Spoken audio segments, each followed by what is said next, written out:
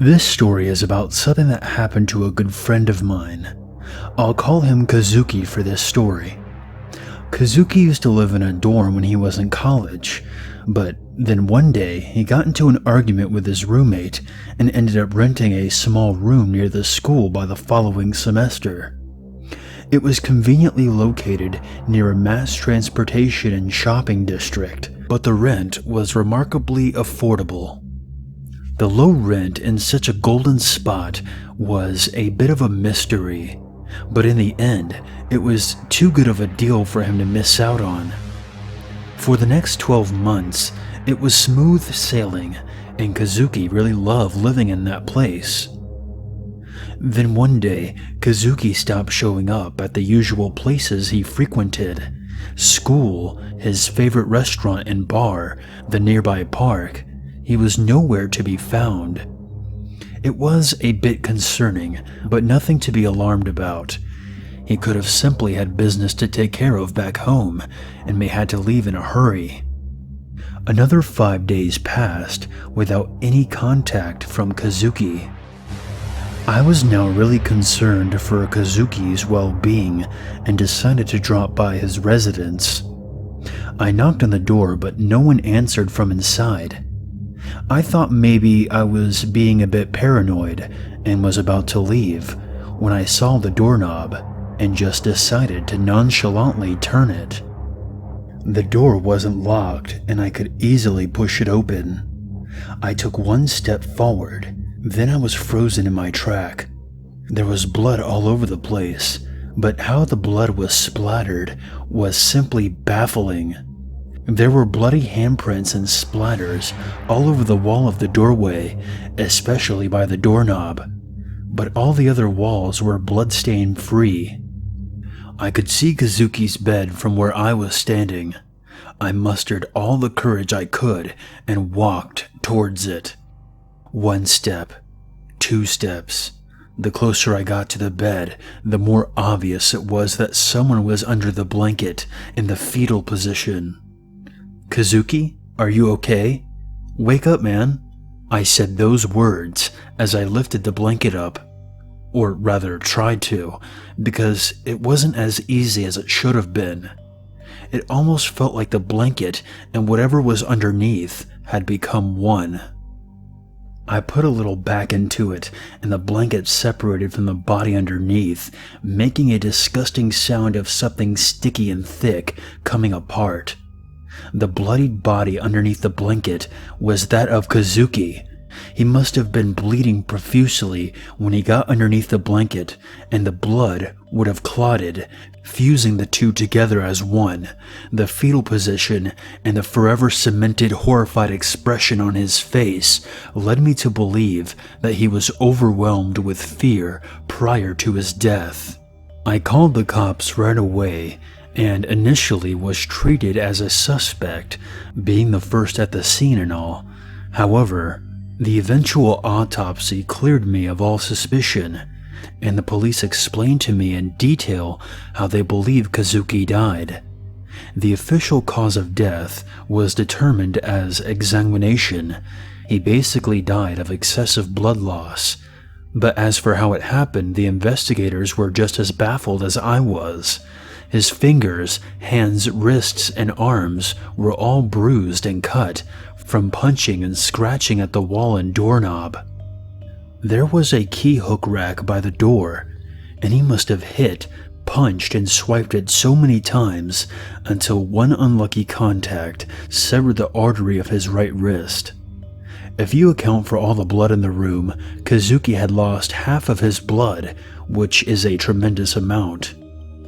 It's inexplicable why or what drove a man to punch and slam at a wall so violently for so long, but it appears that's what happened.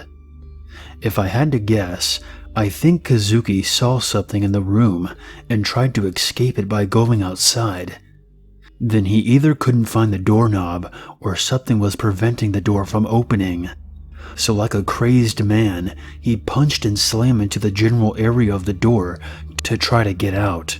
He must have given up eventually and probably took refuge under a blanket at his last desperate resort.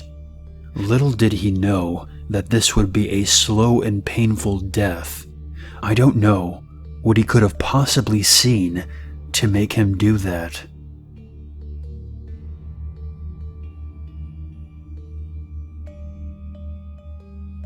I received a phone call at 2 a.m.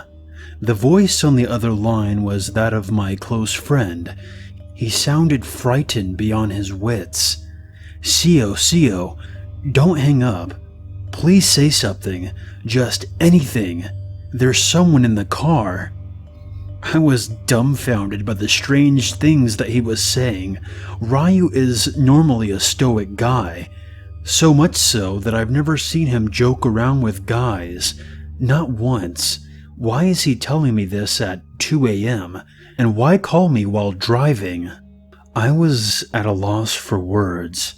He continued to cry and scream. I was so taken aback that I couldn't think of anything to say.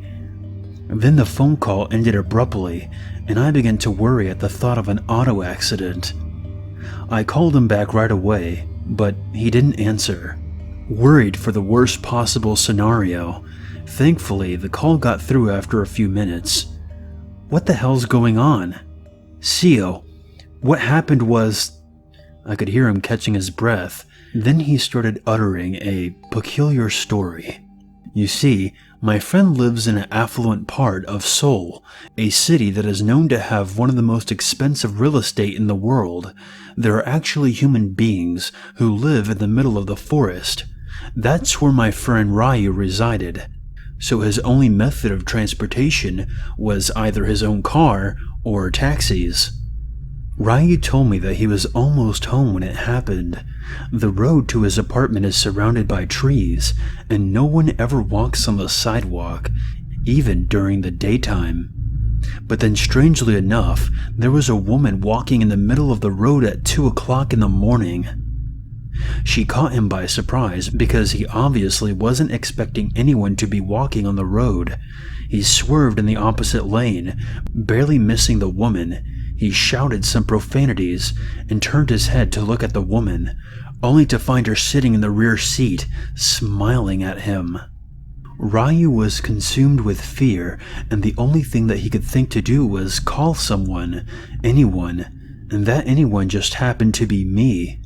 He continued to drive to his apartment, fighting the urge to jump out of the car or turn his head around again. When he arrived at his apartment, the first thing he did was run to the security office where the guards were stationed 24/7. At this point in the story, I have to reiterate that Ryu is not the type to joke around about something like this. He spoke to me with a straight face when he told me this story, and he genuinely looked frightened recounting the ordeal. I'm a grown man, and I was never fearful of anything specific. But everything changed ever since Ryu told me the story about that night. I despise dark places in general, and it's a daily struggle to have to walk through the dimly lit basement parking lot of my apartment complex. At night, I constantly turn my head while driving to make sure that I'm not riding with any unwelcome guests. I wish he had never called me that night.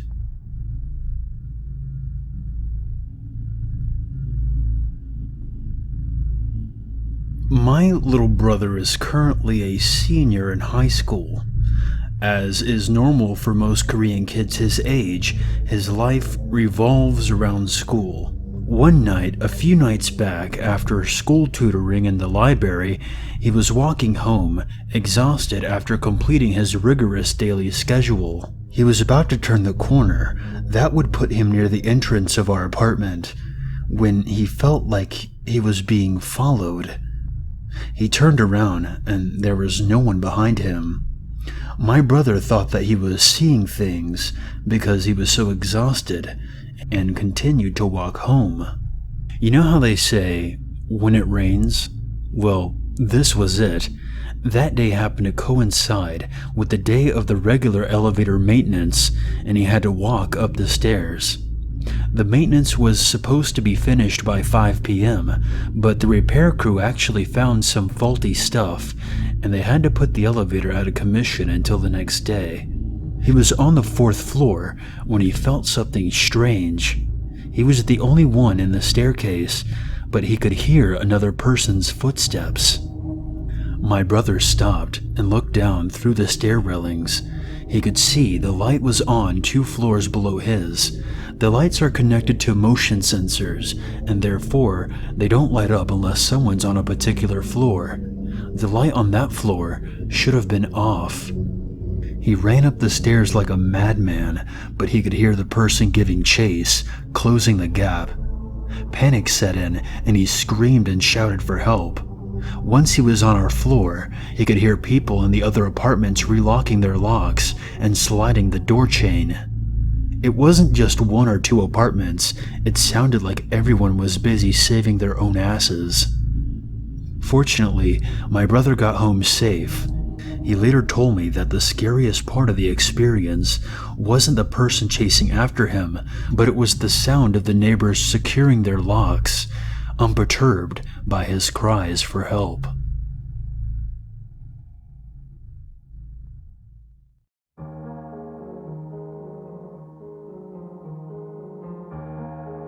Thank you very much for watching.